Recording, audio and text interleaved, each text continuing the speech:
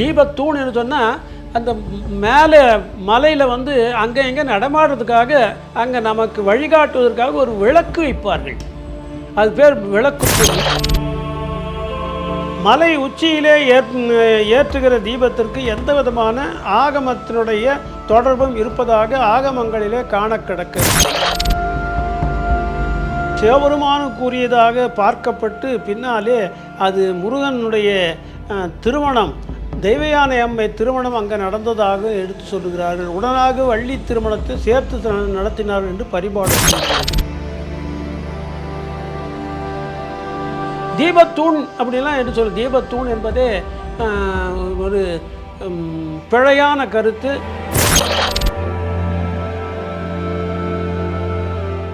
திருப்பரங்குன்றத்தினுடைய கோயிலினுடைய பாரம்பரியத்தை நாம் பார்க்க வேண்டுமானால் பரிபாடல் என்கின்ற சங்க நூலிலே தான் அது காண கிடக்கிறது. பரிபாடல் என்பதனுடைய அந்த நூல் கடைச்சங்க காலத்து நூலாக நமக்கு வெளிவரும்போது அது கிமு 2ஆம் நூற்றாண்டைச் சேர்ந்தது என்று பெரியோர்கள் கணக்கிடுகிறார்கள்.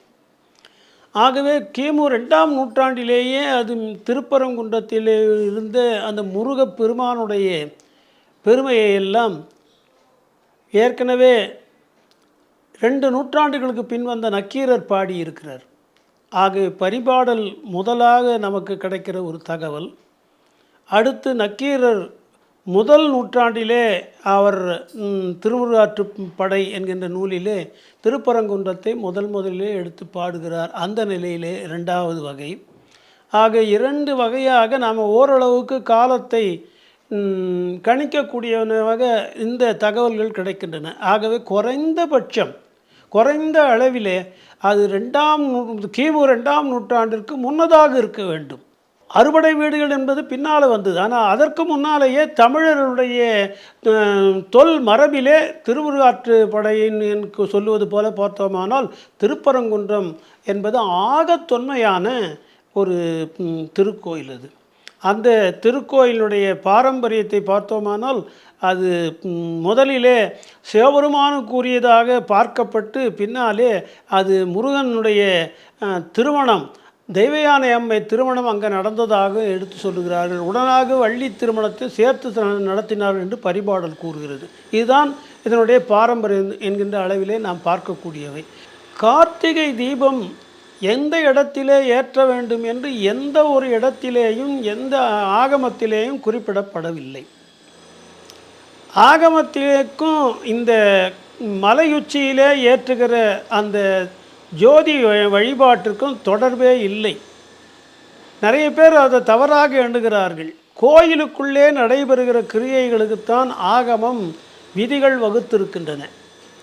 மலை உச்சியிலே ஏற்றுகிற தீபத்திற்கு எந்த விதமான ஆகமத்தினுடைய தொடர்பும் இருப்பதாக ஆகமங்களிலே காண கிடக்கவில்லை.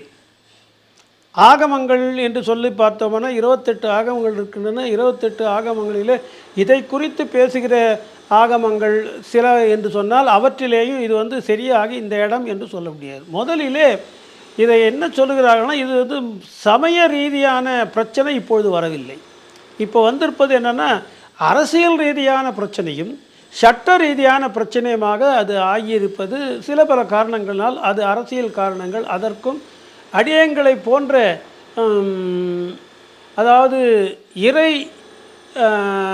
துறையிலே ஈடுபட்டவர்களுக்கும் வெகு தூரம், அரசியலுக்கும் எங்களுக்கும் வெகு தூரம். ஆகவே நான் அதை பற்றி அதிகமாக சொல்லவில்லை. ஆனால் ஆகமத்துக்கும் அதற்கும் தொடர்பில்லை என்பது எதனால் தெரிகிறது என்பதை மட்டும் நான் இங்கே சொல்லி அமைந்து விடுகிறேன். என்னென்னா, அந்த கோயிலில் ஏற்றுகிற அந்த ஜோதி இருக்கிறதே, அது ஜோதின் என்று தான் பேரை தவிர தீபம் என்று சொல்ல மாட்டார்கள். கார்த்திகை தீபம் என்பதெல்லாம் சொல்லுகிறோமே என்று சொன்னால், அந்த தீபம் என்று வீட்டில் ஏற்றினால் தீபம். தீபம்னா சின்னதுன்னு அர்த்தம். ஏக தீபம்னா ஒரு சின்ன சுடராக இருந்தால் அதுக்கு பேர் தீபம். ஆனால் இப்படி மலை மேலே ஏற்றுவோமானால் எல்லாருக்கும் தெரிய வேண்டும் என்ற காரணத்துக்காக மிகப்பெரிய அளவிலே அது ஏற்றுவார்கள். ஆகவே அதுக்கு பேர் ஜோதி. அதுக்கு தீபம்னு வராது. தீபத்தூண் அப்படிலாம் என்று சொல்லு. தீபத்தூண் என்பதே ஒரு பிழையான கருத்து.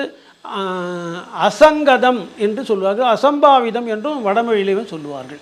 ஆகவே இது தீபம் என்ற அளவிலே பார்க்கக்கூடாது. தீபத்தை யார் வேணால் எங்கே வேணால் ஏற்றலாம்னா, ஜோதியை ஏற்றுவதுன்னா அது மலை மேலே ஏற்றணும். அது காரணம், இறைவனை ஒளியாக வழிபடும் போது அவன் அருட்பெரும் ஜோதியாக காட்சி அளிக்கிறான் என்று சொல்லி, அந்த ஜோதியானது உலகம் முழுக்க தெரிவதற்காக மலையிலே ஏற்றுவது என்பது ஒரு மரபு ஆயிற்று. இன்று கூட நீங்கள் என்ன பார்க்கலாம், ஆகமத்துக்கும் அதுக்கும் தொடர்பில்லை என்பதற்கு ஒரு சான்றுகள் என்ன சொல்ல வேணால், இப்போ திருவண்ணாமலை ஏற்றுகிறாள்னா பர்வதராஜ குல மரபினர் ஏற்றுகிறார். அதுக்கு எந்த அர்ச்சகரும் ஏற்றுவதில்லை. ஒரு அர்ச்சகர் வந்தார்னா ஏதோ ஆகமத்தை வைத்து அவர் அதை தொடர்பு படுத்துவார் என்று சொல்லலாம். அங்கே ஒரு 2000 கஜத்துக்கு மேலெல்லாம் துணியை போட்டு சுற்றுறவர் அர்ச்சகர் அல்ல. அது மேலே அந்த கொப்பரையை கொண்டு போகிறவர் அர்ச்சகர் இல்லை. அது மேலே ஊற்றுகிற அந்த நெய் இருக்கிறது, அந்த நெய்யை ஊற்றி அதுக்கப்புறம் அதை அப்பி ஒரு ஜோதி தம்பத்தை உருவாக்குகிறவர் அர்ச்சகர் அல்ல. அங்கே பூஜை செய்து அங்கே ஏற்றுவதில்லை. இவர்களெல்லாம் அங்கே கீழே அவங்கக்கிட்ட கொடுத்தவரை கொண்டு வந்து சேர்க்கிறார்கள். ஆகவே அவர் பர்வதராஜ குல மரபினர். அதே மாதிரி தான் இங்கேயும் திருப்பரங்குன்றத்திலேயும் ஒரு குறிப்பிட்ட மரபினர் தான் அதை மேலே ஏற்றி அதை ஜோதியை ஏற்றுகிறார், தீபம் அல்ல. தீபத்தூண் என்று சொன்னால் அந்த மேலே மலையில் அங்கே இங்கே நடமாடுறதுக்காக, அங்கே நமக்கு வழிகாட்டுவதற்காக ஒரு விளக்கு வைப்பார்கள். அது பேர் விளக்குத்தூண். இன்றைக்கி கூட மதுரையில் போய் பார்த்தீங்கன்னாலும் விளக்குத்தூண்ணே ஒரு இடமே இருக்குது. விளக்குத்தூண் ஒரு இடம் என்னென்னா, அந்த காலத்தில் இப்போ இருக்க ஸ்ட்ரீட் லைட்டு போல் எல்லா மாதிரி எந்தெந்த இடத்துல ஒளி கிடைக்க வேண்டும் என்று நினைக்கிறோமோ அங்கே ஏற்றுவது தீபம். ஆகவே தீபத்தூண் என்பது வேறு, ஜோதி என்பது வேறு. ஜோதி இப்போ நான் சொன்னது போல் பாரம்பரியமாக வெளியிலே பொதுவாக மக்கள் அனைவரும் சேர்ந்து அந்த ஏற்றப்பட்ட ஜோதியில் ஆண்டவனை வணங்குகிற பாவித்து வணங்குதல். அதில் ஆகம கிரியைகளுக்கு எந்த விதமான இடமே இல்லை. அங்கே கிரியை முறைகளில் இந்த பிரதிஷ்டை பண்ணணும், அதுக்கப்புறம் அதை பிரதிஷ்டை பண்ணதில் எழுந்துருளை பண்ணணும், இது மாதிரி நிறைய ஆகம கிரியைகள்லாம் இருக்குது. அதெல்லாம் ஒன்றும் செய்வதில்லை.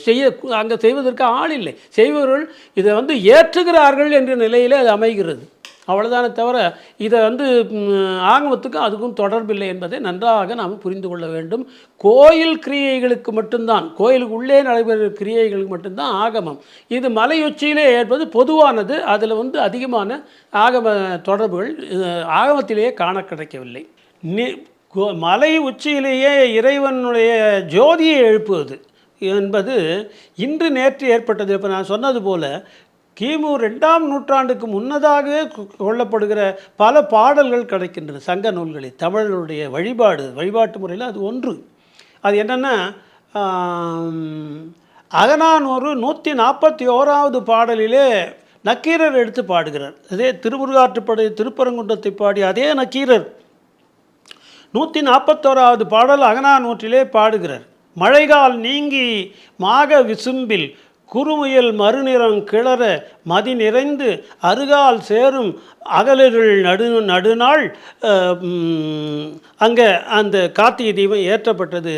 மருகு விளக்குறுத்து மாலை தூக்கி, அப்படிலாம் மருகுன்னா தெரு முழுக்க அங்கங்கே தீபங்களை தீபங்கள், இது ஜோதி அல்ல, தீபங்களை ஏற்றுவார்கள். அங்கேயெல்லாம் தோரணங்களை ஏற்றுவார்கள்.